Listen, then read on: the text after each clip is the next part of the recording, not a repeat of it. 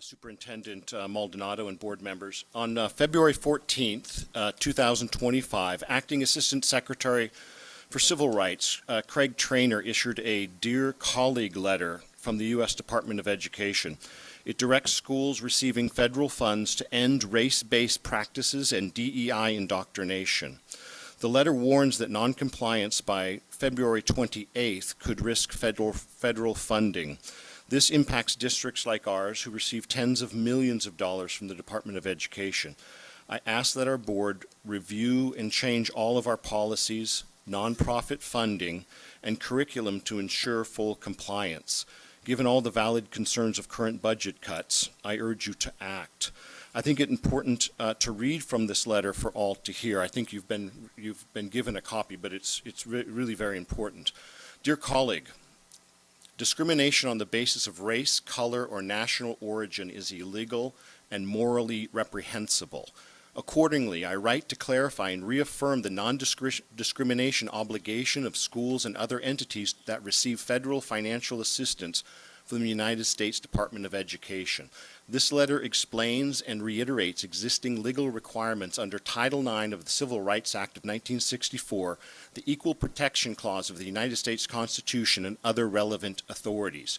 In recent years, American educational institutions have discriminated against students on the basis of race, including white and Asian students, many of whom come from disadvantaged backgrounds in low-income families. These institutions embrace of pervasive and repugnant race-based preferences and other forms of racial discrimination have emanated throughout every facet of academia. For example, colleges, universities, and K-12 schools have routinely used race as a factor in admissions, financial aid, hiring, training, and other institutional programming. In a shameful echo of a darker period in this country's history, many American schools and universities even encourage segregation by race at graduation ceremonies and in dormitories and other facilities. Educational institutions have toxically indoctrinated students with the false premise that the United States is built upon, quote, systemic and structural racism, end quote, and advance discriminatory policies and practices. Proponents of these discriminatory practices have attempted to further justify them, particularly during the last 4 years, under the banner of diversity, equity, and inclusion. Thank you. Thank you. Our next speakers are Ann Davis, Thomas Cole, Good evening, and Board Greg and Hamill. Dr. Maldonado. I will continue on. Smuggling racial stereotypes and explicit race consciousness into everyday training, programming, and discipline. But under any banner, discrimination on the basis of race, color, or national origin has been, and will continue to be illegal. The Supreme Court's 2023 decision in Students for Fair Admissions versus Harvard, SFFA, which clarified that the use of racial preference in college admissions is unlawful, sets forth a framework for evaluating the use of race by state actors in entities covered by Title IX. The court explained that classifying and assigning students based on their race is lawful only if it satisfies strict scrutiny, which means that any use of race must be narrowly tailored, that is, necessary, to achieve a compelling interest.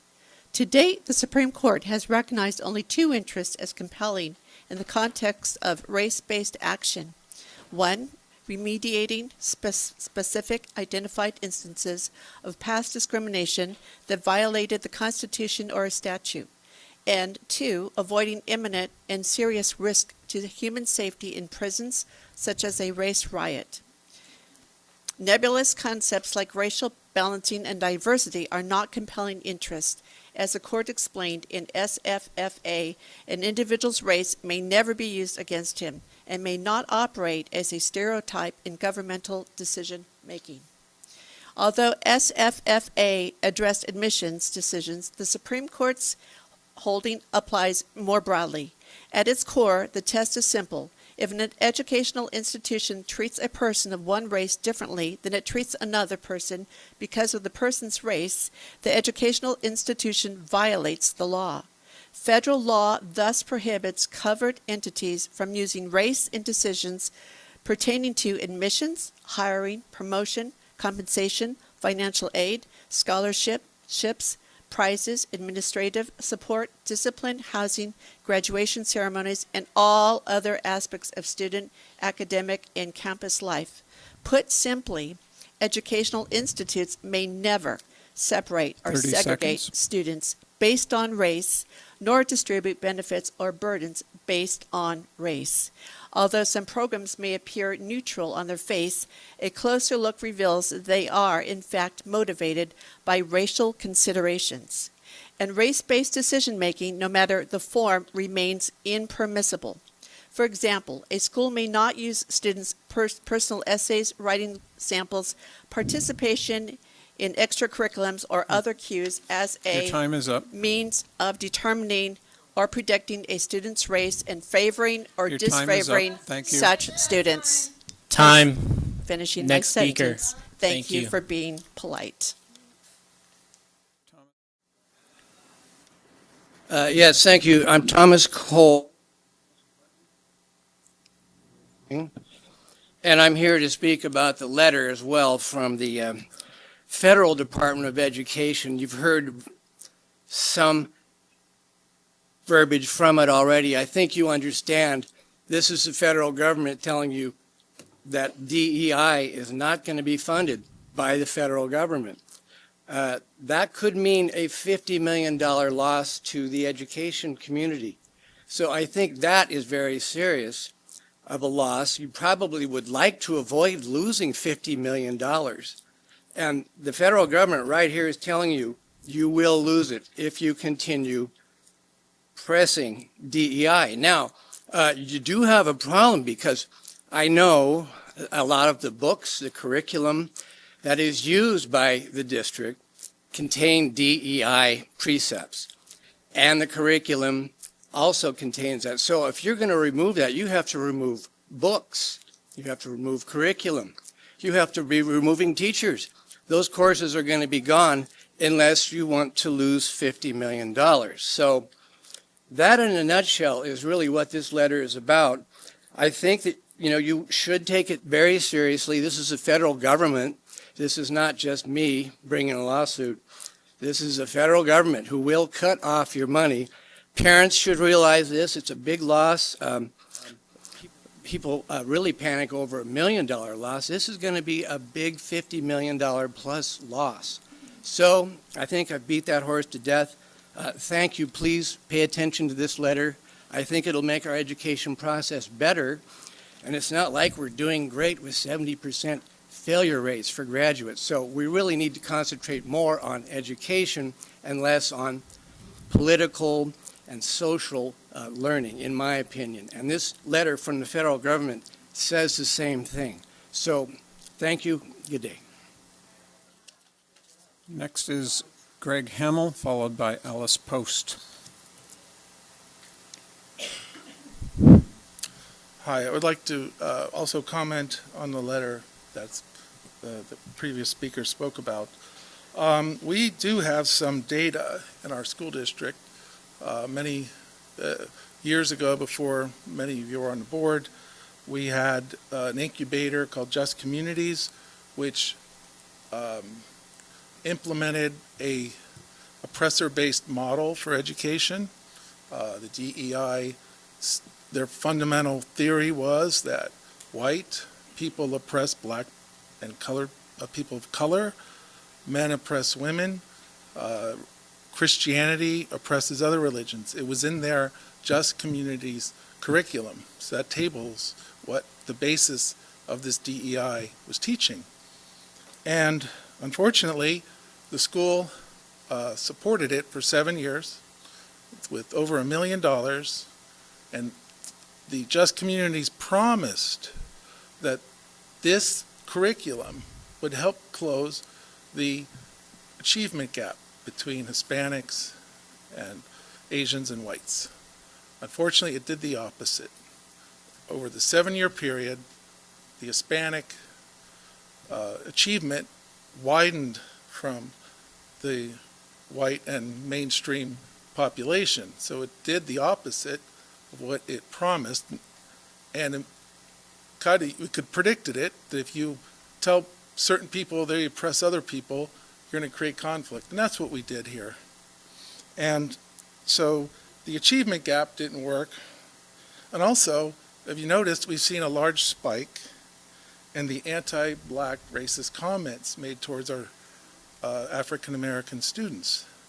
Now, how did this happen? If we were implementing DEI and Just Communities said that this was going to make the students less racial, but it made them more racial. You could have predicted it. We did predict it, but you guys weren't here, but the school board funded it anyway. So now we have a chance to correct that problem, go back to what worked for 60 years, go back to the 1964 Civil Rights Act, and we treat people as Martin Luther King taught us to treat people. We base it on the content of their character, not on the color of their skin. So we're going back to that. Thank goodness our federal government is making us do this. So I appreciate what our government has turned this 180 degrees, and we're going back to some common sense education. Well, thank you for the opportunity to speak. Thank you, Dr. Maldonado, and members of the board. It is a privilege, and I appreciate it. So this letter that we've read, some of my peers have read to you half of it. I believe it should be of the highest immediate concern for our board and superintendent. Whether you like the contents of the letter or not, you need to be very intentional in your response. I chose to speak tonight to you as an SOS. I don't mean to be cavalier in saying it this way, but please don't shoot me. I am just the messenger.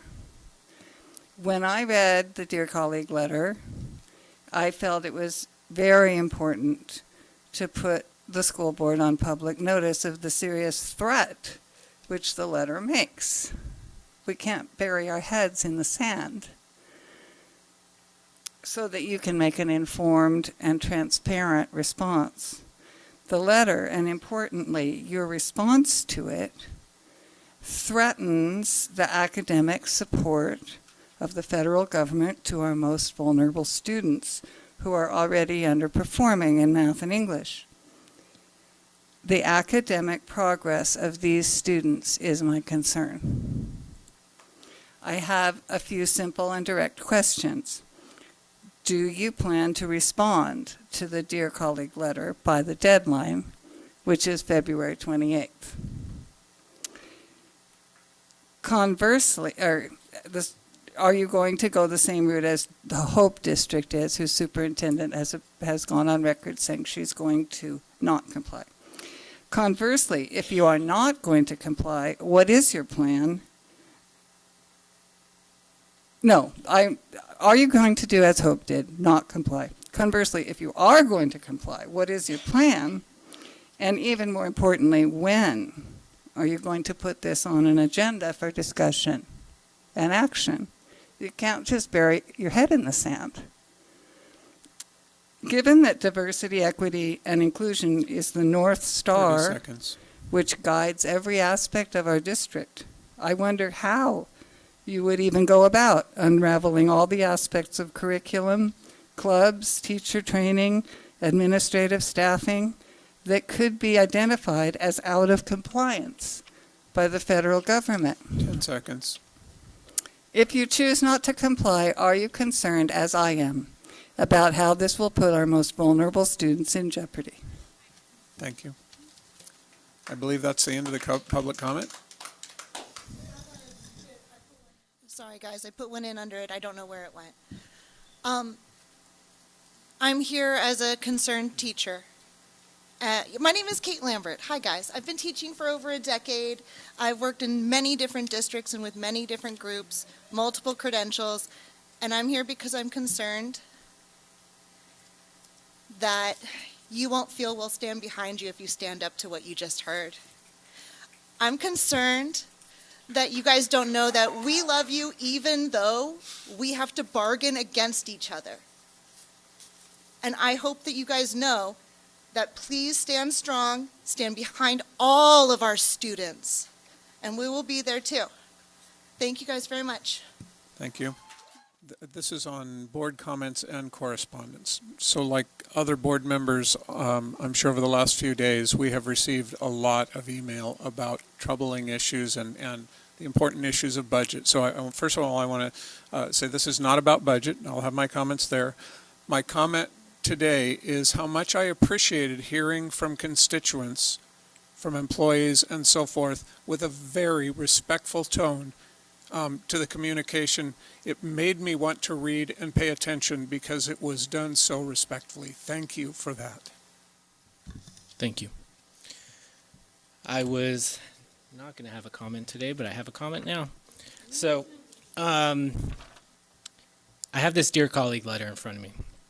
I think a lot of people read it, and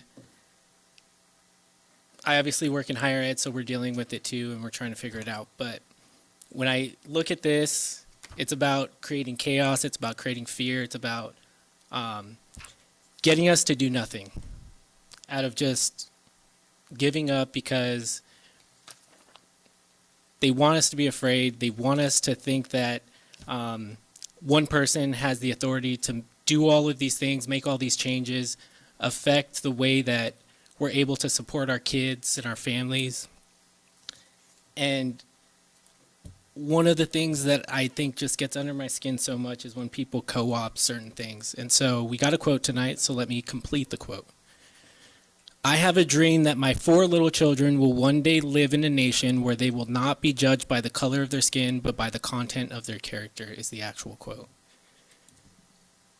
Meaning, we are not there right now. And when we talk about equity and justice, for some, I guess that feels like oppression, but let me tell you, we have institutions in this nation that are actually oppressive. And so, you want my answer? My answer is that we're going to continue doing what we do every single day.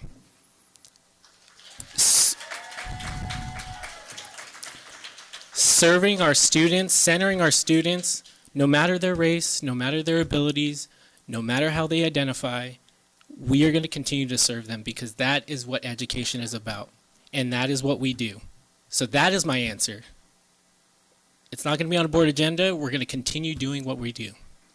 So with that, we will move on to our next agenda item. Thank you. President. Oh.